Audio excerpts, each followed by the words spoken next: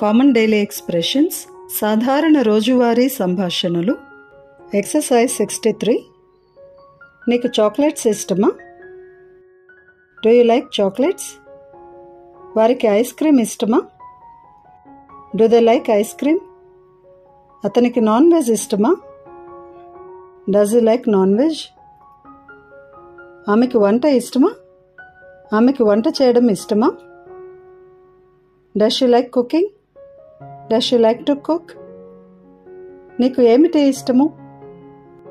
What do you like? వారికి ఏమిటి ఇష్టము? What do they like? ఆమెకి ఏమిటి ఇష్టము?